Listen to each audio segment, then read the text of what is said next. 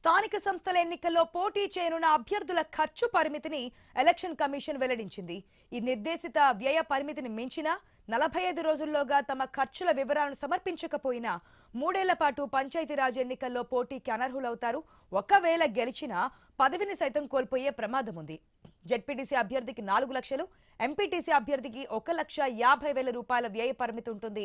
అభ్యర్థి పోటీ చేసే ప్రాంతంలో రాజకీయ పార్టీలు చేసే ఖర్చు కూడా అభ్యర్థి ఖాతాలోనే జమ అవుతోంది.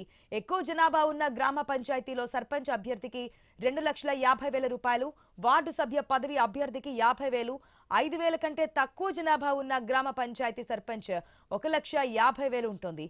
వార్డు సభ్య పదవికి 30,000 రూపాయలు ఉంటుంది.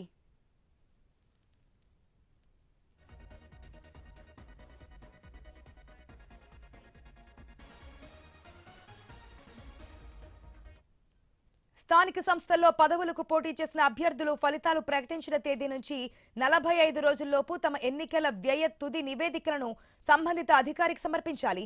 జెడ్పీటీసీ అభ్యర్థులు జెడ్పీసీఈఓకు, వార్డులు సర్పంచ్లు ఎంపీటీసీ అభ్యర్థులు ఎంపీడీఓకు అందజేయాలి. నిర్ణీత గడువులోపు నిర్దేశిత పద్ధతిలో లెక్కలు సమర్పించడంలో విఫలమైతే ఆ అభ్యర్థిని రాష్ట్ర ఎన్నికల కమిషన్ 3 ఏళ్ల కాలానికి పంచాయతీరాజ్ చట్టం 2018 కింద నిర్వహించే ఏ ఎన్నికలను పోటీ చేయకుండా అనర్హుడిగా ప్రకటిస్తోంది. అలాగే ఎవరైనా అభ్యర్థి ఏదైనా స్థానంలో గెలిచి నిర్ణీత సమయంలోగా వ్యయ నివేదికలు ఇవ్వకుండా ఉంటే గనక పదవిని కోల్పోయినట్లు ప్రకటిస్తోంది.